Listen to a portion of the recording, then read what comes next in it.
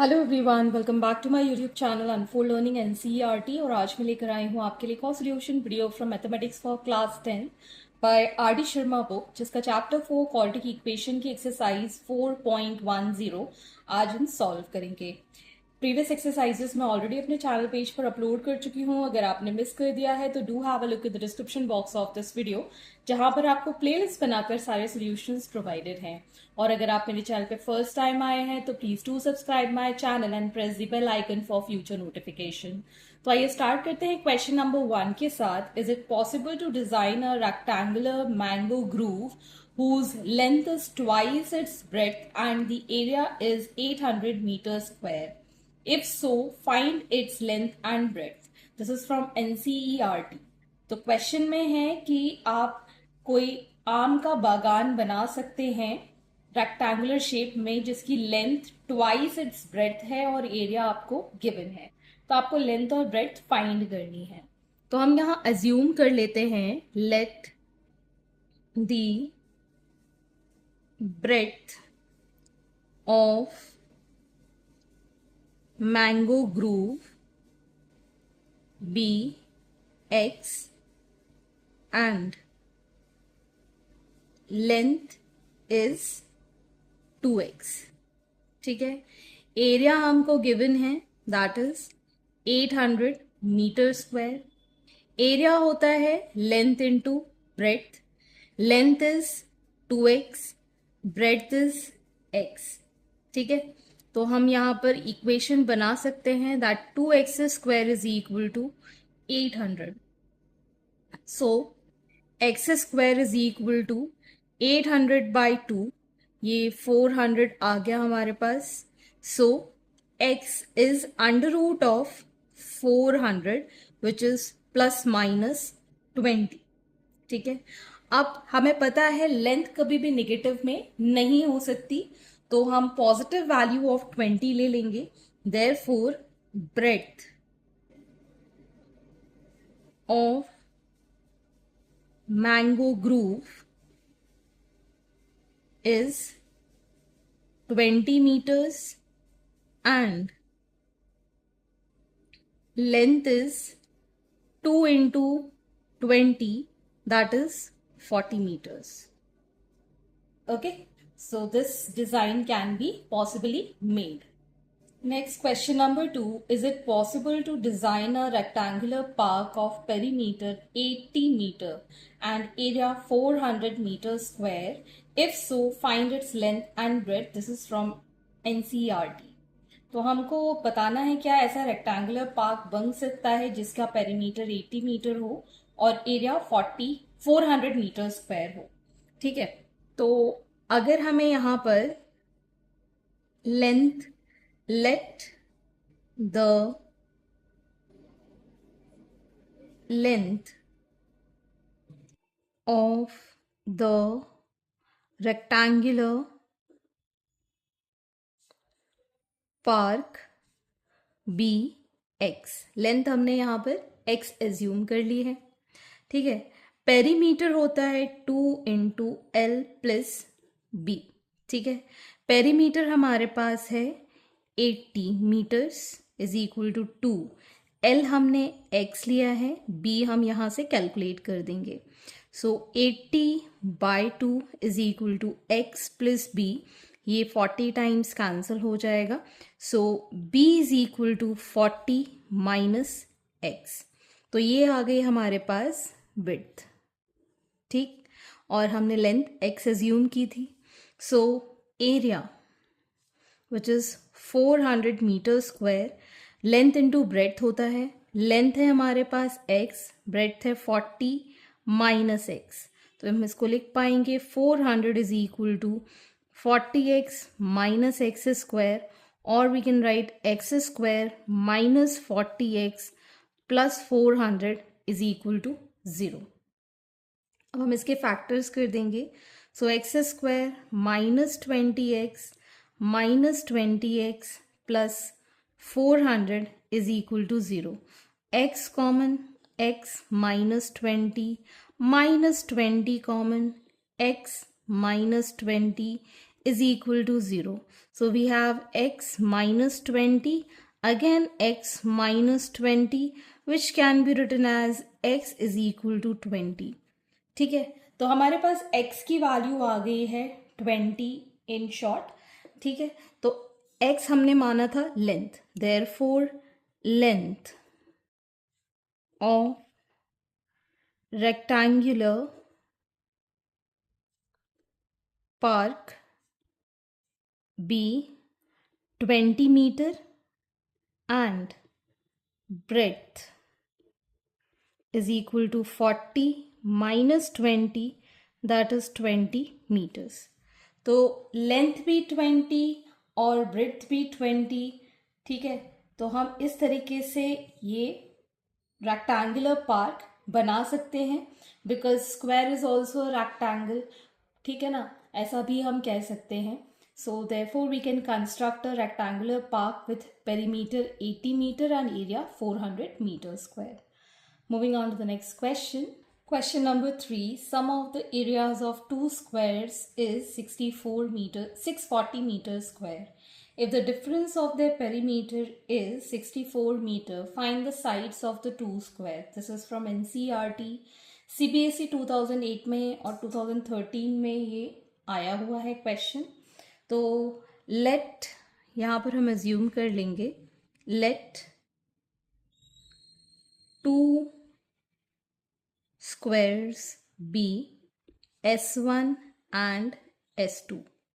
ठीक है, और and side of S1 be x meter and S2 be y meters.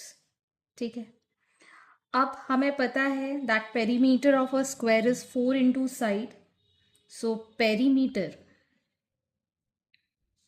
of S1 is 4 into side and perimeter of S2 is 4 into side. इन दोनों का जो difference है perimeter का, that is 64. So 4x minus 4y is equal to 64. 4 common, x minus y is equal to 64. 4 ones are 4 6 are.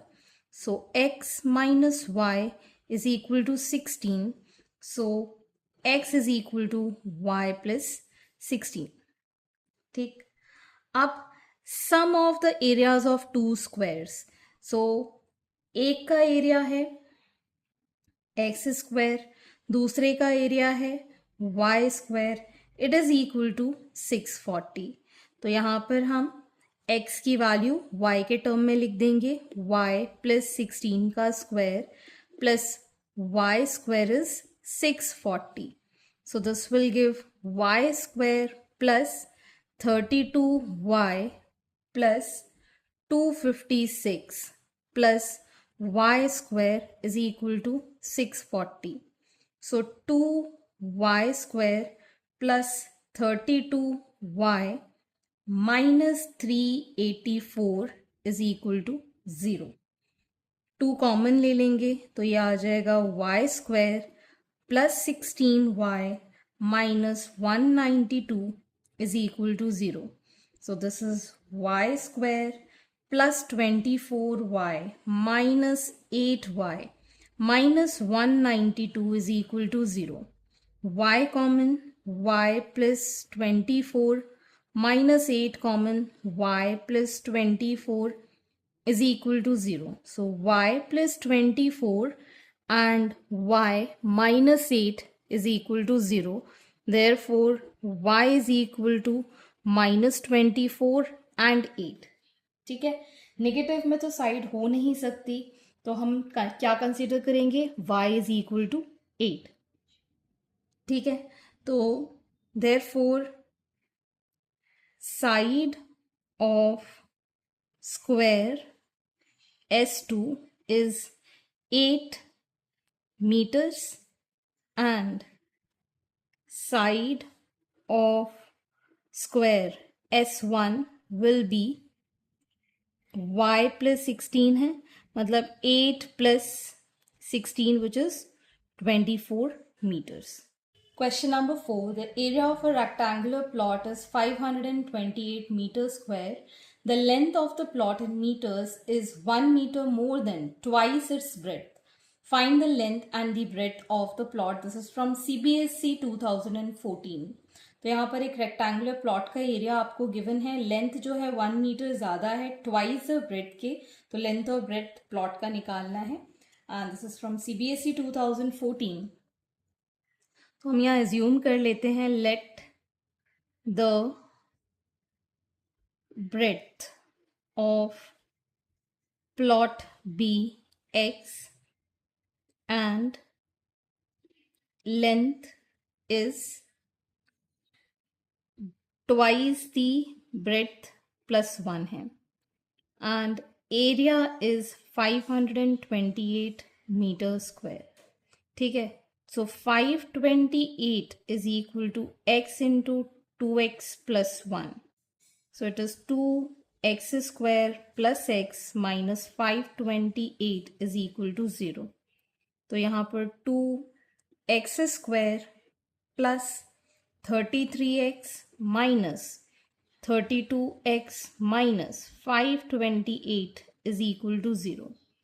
x common, 2x plus 33 minus 16 common, 2x plus 33 is equal to 0. So we have 2x plus 33 into x minus 16 is equal to 0.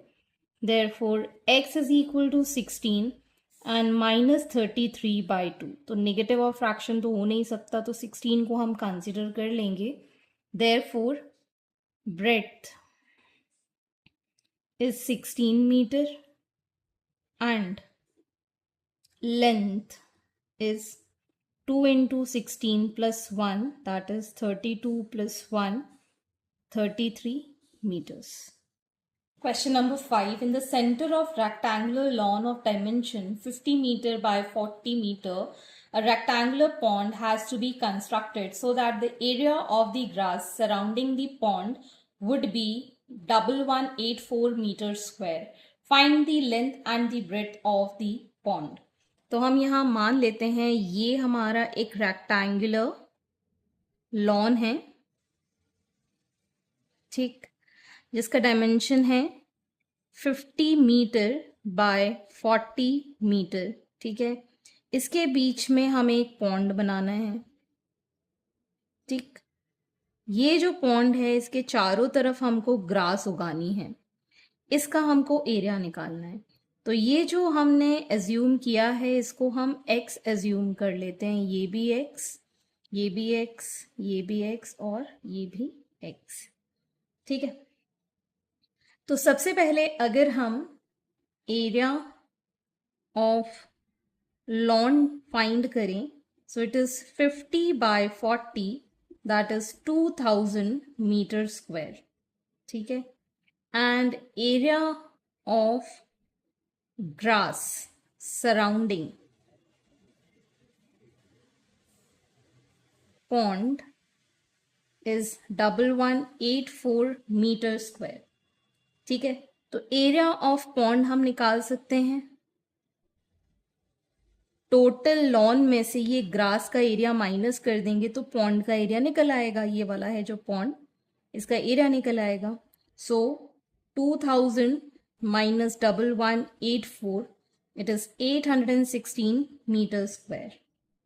ठीक है, अगर हम यहाँ पर length निकालें, length of pond is 50 minus 2x and breadth of pond 40 minus 2x. ठीक है, इन दोनों को मल्टीप्लाई कर देते हैं, that is 50 minus 2x and 40 minus 2x. It is 816. That is the area. ठीक है ना, ये है 50 minus 2x and this is 40 minus 2x. So on multiplication we'll get 2000 minus 80x minus 100x plus 4x square is equal to 816, which is 4x square minus 180x plus 1184 is equal to 0. 4 common निकल आएगा तो x square minus 45x plus 296 is equal to 0. So x square minus 37x minus 8x plus 296 is equal to 0. X common, x minus 37 minus 8 common, x minus 37 is equal to 0. So x minus 37 and x minus 8 is equal to 0. Therefore x is 37 या फिर 8. ठीक है, अगर x की value 37 है, ठीक है, तो लेंथ ऑफ द पॉन्ड कितनी हो जाएगी 50 minus 2 into 37 which is 50 minus 14 1 carry, तो ये नेगेटिव का 24 आ रहा है विच इज नॉट पॉसिबल, तो 37 को हम नेग्लेक्ट कर देंगे. And for x is equal to 8, length is 50 minus 2 into 8, that is 50 minus 16, which is 34 meters, and breadth is 40 minus 2 into 8, that is 40 minus 16 is 24 meters. Okay, so this completes your exercise and I hope आपको मेरे solution video जरूर पसंद आ रहे होंगे. अगर आपको कोई भी डाउट या क्वेरी है तो आप मेरे चैनल के कमेंट सेक्शन में कमेंट करके या फिर आप मुझे सर्च कर सकते हैं on Telegram by the name unfold learning NCERT, जहां पर आप अपने डाउट्स क्लियर कर पाएंगे. At last, please do share my videos with your family and friends and don't forget to subscribe my channel. Thank you for watching.